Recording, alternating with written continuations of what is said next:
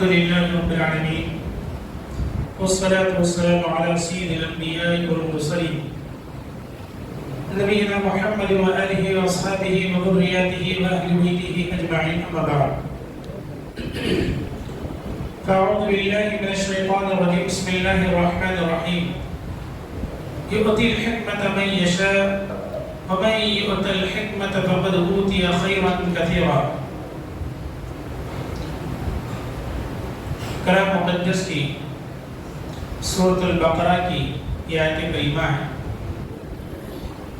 جیسا کہ ہم تمام اس بات سے واقف ہیں کہ ہمارا جو درس ہے غلطیوں کی اصلاح کے سلسلے میں چل رہا ہے، اور آج کے درس میں جس بات پر ہماری گفتگو ہوگی وہ ہے غلطیوں کی اصلاح میں حکمت کا خاص درجہ خیال رکھنا چاہیے. غلطیوں کی اصلاح کے لیے ضروری ہے کہ آدمی کے پاس حکمت بھی ہو. اگر کسی کے پاس غلطی کی اصلاح کرتے ہوئے حکمت نہیں ہے تو کبھی کبھی اصلاح کے بجائے بگاڑ کا سبب بن سکتا ہے. جہاں کام بننے لگتا ہے وہیں پر بگڑ بھی سکتا ہے. اسی لیے رب ذوالجلال نے کلام مقدس میں بیان فرمایا یؤتی الحکمت من یشاء، اللہ تعالی جسے چاہے اسے حکمت دے سکتا ہے. ومن یؤت الحکمت فقد اوتی خیرا کثیرا، جسے اللہ تبارک و تعالی حکمت دے دی تو اس نے بہت ساری بھلائی کو پا لیا. اس نے بہت ساری بھلائی کو اللہ تعالیٰ کے ذریعے سے اس نے پا لیا. تو اسی لیے غلطیوں کی اصلاح کے لیے ضروری ہے کہ آدمی کے پاس حکمت بھی ہو. اسی لیے دیکھیں یہ غلطی کی اصلاح کے نتیجے میں یہ دیکھنا چاہیے کہیں ایسا نہ ہو کہ چھوٹی غلطی کی گرفت کرتے کرتے آدمی بگاڑ کا سبب پیدا کرے یا بڑی غلطی وجود میں آ جائے. اس لیے کبھی کبھی مصلحتاً چھوٹی چھوٹی غلطیوں کو بھی نظر انداز کرنا پڑتا ہے. اسی لیے دیکھیں پیارے حبیب صلی اللہ علیہ وسلم جب مدینہ المنورہ میں تشریف لائے، آپ صلی اللہ علیہ وسلم منافقین کی عادتوں سے واقف تھے. آپ کو منافقین کے بارے میں پورے طریقے سے علم تھا. ان کی تکالیف کا آپ ثابت قدمی کے ساتھ استقلال کے ساتھ آپ برداشت کرتے ہوئے چلے گئے، لیکن آپ صلی اللہ علیہ وسلم نے کبھی ان کے بارے میں ان کی غلطیوں کو دیکھتے ہوئے کوئی موقف اختیار نہیں کیا. اس لیے کہ ایک روایت میں پہلے نبی صلی اللہ علیہ وسلم نے بیان فرمایا ان کی غلطیاں تو معلوم ہیں، میں اس لیے نظر انداز کر دیتا ہوں کہیں اگر میں ان کی گرفت کر لوں تو کل کے دن لوگ یہ نہ کہیں کہ محمد خود مسلمانوں کو مارتا ہے. اس لیے آپ صلی اللہ علیہ وسلم نے ان کو نظر انداز کیا. نفاق ان کے دل میں تھا، کفر ان کے دل میں تھا، لیکن ظاہر وہ مسلمان تھے. ظاہر وہ مسلمان تھے، دل کے اندر نفاق تھا. اسی لیے آپ صلی اللہ علیہ وسلم ان کی تکالیف کو برداشت کرتے ہوئے چلے گئے. اور اسی طرح سے دیکھیں اللہ تبارک و تعالی نے اسی کی طرف توجہ دیتے ہوئے ایک مقام پر ذکر فرمایا کہ مشرکین کے معبودوں کو تم گالی گلوچ نہ کرو. مشرکین کے جو معبود ہیں ان کے معبودوں کو برا بھلا مت کہو.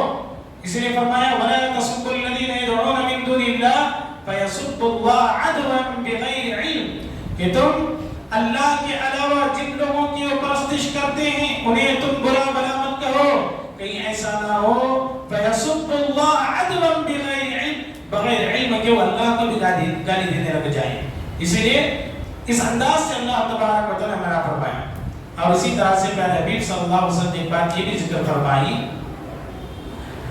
کہ جو انسان مر گیا وہ گرچہ کہ پاپی ہے، وہ گنہگار ہے، اس سے کسی کو تکلیف ہوئی ہو، پریشانی کا سامنا کرنا پڑا ہو، لیکن آپ صلی اللہ علیہ وسلم نے فرمایا تم اسے بھی برا بھلا مت کہو، اسے بھی برا بھلا مت کہو. آپ صلی اللہ علیہ وسلم نے فرمایا لا تسبوا الاموات، لوگوں مردوں کو گالی مت دو.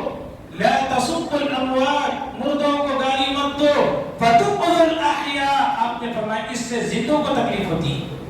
آپ نے فرمایا کہ تم مردوں کو گالی دو گے تو اس سے زندوں کو تکلیف ہوتی. کیا مطلب ہے اس کا؟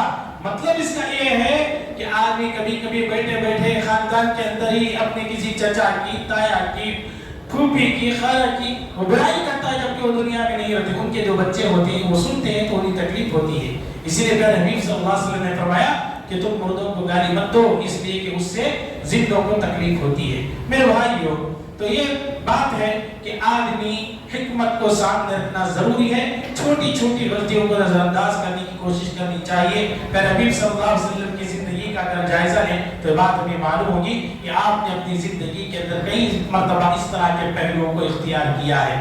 اب دیکھیں پیارے حبیب صلی اللہ علیہ وسلم نے ایک موقع سے حضرت عائشہ رضی اللہ تعالی عنہا سے بات ذکر فرمائی.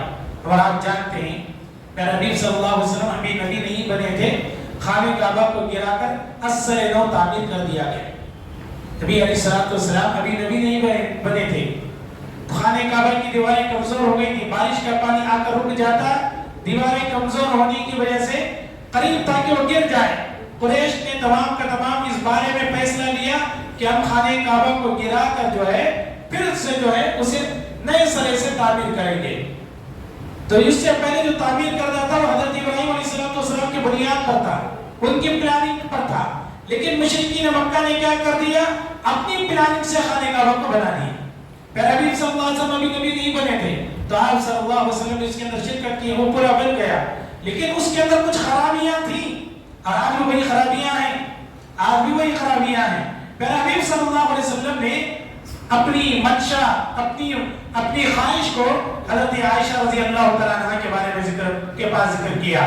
کہا لولا ان قومکی حدیث عہد بجاہلیہ لامرت بالبیت فہدم.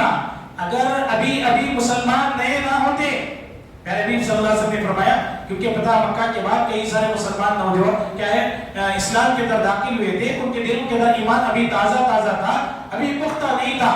نبی علیہ السلام نے فرمایا اے عائشہ تیرے قوم کے لوگ ابھی نئے مسلمان نہ ہوتے تو میں خانہ کعبہ کو گرانے کا حکم دیتا اور پھر اس کے بعد میں اسے برابر کر کے اس کی پوری بنیاد اسی طریقے سے بناتا اس گھر کو جس طرح سے حضرت ابراہیم علیہ السلام نے بنایا ہے. حضرت ابراہیم علیہ السلام کے دور میں کیسا تھا؟ خانہ کعبہ کو آج ہم لوگ جاتے ہیں، کئی سارے لوگ ہیں، ہم نہیں تو نہیں گئے لیکن پکچرز وغیرہ میں جو دیکھیں حدیث کے ذریعے سے جو بات معلوم ہوتی ہوئی خانہ کعبہ کو جو دروازہ ہے اندر داخل ہونے کا وہ بہت اوپر ہے. اس کے اندر جانے کے لیے سیڑھی لگانا پڑتا ہے. اس کے اندر جانے کے لیے سیڑھی لگانا پڑتا ہے. جبکہ حضرت ابراہیم علیہ السلام نے جو خانہ کعبہ کو تعمیر کیا تھا وہ نیچے تھا، بالکل عام آدمی بھی جا سکتا تھا. مشرکین مکہ نے کیا کیا کہ اس کو اوپر کر دیا اور اس وجہ سے کر دیا کہ ہر کوئی آدمی اس کے اندر نہیں جا سکتا. ہماری جس کے لیے اجازت ہوگی وہی آدمی اس کے اندر جائے گا. اس لیے اس کی دہلیز کو کیا ہے اوپر کر دی. اس کی دہلیز کو کیا ہے اوپر کر دیا. اب عام آدمی بھی جا کر اسے چھونا چاہے تو چھو نہیں سکتا، الا ہے کہ کوئی بڑا لمبا آدمی ہو وہی آدمی جا کر چھو سکتا ہے. تو اسے اوپر کر دیا. نبی علیہ السلام نے حضرت عائشہ رضی اللہ تعالیٰ عنہ کے پاس خواہش ظاہر کی، کہا کہ اگر ابھی مسلمانوں کے دلوں میں ایمان ابھی نیا نہ ہوتا تو میں اس کو گرانے کا حکم دیتا اور پھر اسے حضرت ابراہیم علیہ السلام کی بنیاد پر تعمیر کرتا. اور کہتے ہیں نبی علیہ السلام وجعلت له بابین، میں اس کے اندر 2 دروازے بناتا. ایک دروازہ بابا شرقیہ و بابا غربیہ، ایک دروازہ اندر داخل ہونے کا، ایک دروازہ باہر نکلنے کا. آپ نے فرمایا میں 2 دروازے بناتا. خانہ کعبہ کے ایک ہی دروازہ، اسی سے داخل ہونا اسی سے باہر نکلنا ہے. نبی علیہ السلام نے فرمایا کہ میں اس کے 2 دروازے بنا دیتا، ایک اندر داخل ہونے کا، ایک باہر نکلنے کا. اس طرح کا میں جو ہے خانہ کعبہ کے 2 دروازے بناتا. یہ جو حدیث ہے جناب محمد رسول اللہ صلی اللہ علیہ وسلم سے حضرت عائشہ رضی اللہ تعالیٰ عنہ نے سنی. سننے کے بعد کیا ہے انہوں نے اس حدیث کو اپنے بھانجے سے بیان کی، حضرت عروہ بن زبیر رضی اللہ تعالیٰ عنہ سے. حضرت زبیر بن عوام رضی اللہ تعالیٰ عنہ کی جب دور خلافت آئی، مکہ کے اندر ان کی حکومت آئی تو کسی وجہ سے ایک جنگ کے مسئلے میں خانہ کعبہ کی کچھ دیواریں ٹوٹ گئی تھی. خانہ کعبہ کی کچھ دیواریں ٹوٹ گئی تھی جنگ کی وجہ سے. تو حضرت عبداللہ بن زبیر رضی اللہ تعالیٰ عنہ نے خانہ کعبہ کو گرا کر جناب محمد رسول اللہ صلی اللہ علیہ وسلم کی جو منشا تھی اسی منشا پر انہوں نے خانہ کعبہ کو تعمیر کیا. تعمیر کرنے کے بعد اس وقت کے لوگوں میں مسلمانوں کے اندر اختلاف پیدا ہو گیا وجہ اس کی یہ تھی کہ نبی کریم صلی اللہ علیہ وسلم کے دور میں جیسا خانہ کعبہ تھا ویسا ہی ہونا چاہیے، لیکن آپ نے بات تو صرف حضرت عائشہ کو بیان کی تھی، حضرت عائشہ نے حضرت عروہ کو بیان کی، تو اس طرح سے جو بات جب چلی آگے تو پھر بعد میں حجاج بن یوسف کی دور خلافت میں ان کی نظامت میں پھر خانہ کعبہ کو گرا کر آج جو خانہ کعبہ جو ہمیں نظر آ رہا ہے اسی انداز میں بنا دیا گیا۔ تو نبی کریم صلی اللہ علیہ وسلم نے یہاں پر جو بات ظاہر کی وہ یہ ہے کہ حکمت کا ہونا ضروری ہے۔ کبھی کبھی آدمی فساد کی وجہ سے چھوٹی چھوٹی غلطیوں کو بھی نظر انداز کر دیتا ہے۔ نبی کریم صلی اللہ علیہ وسلم کی حیات طیبہ سے جو بات ہمیں معلوم ہوتی ہے وہ یہ ہے کہ کبھی کبھی چھوٹی غلطیوں کو نظر انداز کر دینا چاہیے، اس وجہ سے کہ اگر اسے پکڑتے ہوئے بیٹھے تو اس کے تلنا میں بڑی بڑی غلطیاں وجود میں آ سکتی ہیں، فتنہ فساد بن سکتا ہے، اختلافات کا سبب بن سکتا ہے۔ اسی لیے پیارے حبیب صلی اللہ علیہ وسلم نے بات فرمایا کہ حکمت کا ہونا بھی ضروری ہے، اور رب ذوالجلال نے یہ بات ذکر فرمائی کہ یؤتی الحکمت من یشاء ومن یؤت الحکمت فقد اوتی خیرا کثیرا، کہ اللہ تعالیٰ کی طرف سے حکمت عطا ہوتی ہے، اللہ جسے چاہتا ہے اسے حکمت عطا کرتا ہے، اور جسے اللہ تعالیٰ حکمت عطا کر دے اسے خیر و بھلائی کی بہت ساری چیزیں مل گئی۔ پیارے حبیب صلی اللہ علیہ وسلم کے پاس سراپا حکمت تھی، نبی کریم صلی اللہ علیہ وسلم کے پاس سراپا حکمت تھی۔ آپ دیکھیں وہ حدیث صحیح بخاری کی جس کے اندر آپ صلی اللہ علیہ وسلم ابھی چھوٹے تھے، ابھی آپ بچپن میں تھے، آپ صلی اللہ علیہ وسلم کے سینے کو چاک کر دیا گیا، آپ صلی اللہ علیہ وسلم کے سینے کو چاک کر دیا گیا، چاک کرنے کے بعد اس کے اندر ایمان اور حکمت کو بھر دیا گیا۔ ایک نبی کے پاس حکمت کا ہونا ضروری ہے، اور آپ دیکھیں بہت ساری مثالیں ہیں، پیارے حبیب صلی اللہ علیہ وسلم نے حکمت کے سہارے کئی سارے مسائل کو حل کیا۔ آپ نبی نہیں بنے تھے، اس سے پہلے دیکھیں حجر اسود کو رکھنے کے بارے میں لڑائیاں ہو گئی قوم کے اندر، کئی ایسا تھا معاملہ کہ پورے قریش کے اندر، پورے مکہ کے اندر جنگ کا ماحول پیدا ہو جائے، قریب تھا کہ خون ریزی ہو جائے، لیکن ایسے موقع پر ایک آدمی کے دل میں ایک بات آئی کہ اس طرح اگر لڑائی جھگڑا کرتے رہے مسئلے کا حل نہیں ہوگا، خون خرابہ ہو جائے گا اس جگہ میں، لہذا اس کی ایک رائے اس نے یہ پیش کی کہ خانہ کعبہ کے اندر کل جو سب سے پہلے حرم کے اندر داخل ہوگا وہی ہمارے معاملات کے درمیان فیصلہ کرے گا۔ سب لوگوں کی دل میں خواہش تھی کہ میں پہلا جا کر فیصلہ کروں، میں پہلا جا کر فیصلہ کروں، اللہ کی مشیت الگ تھی۔ سب سے پہلے لوگ جب مکہ کے اندر داخل ہوئے تو پہلے سے پیارے حبیب صلی اللہ علیہ وسلم وہاں پر موجود تھے، اور آپ صلی اللہ علیہ وسلم نے کیا کیا؟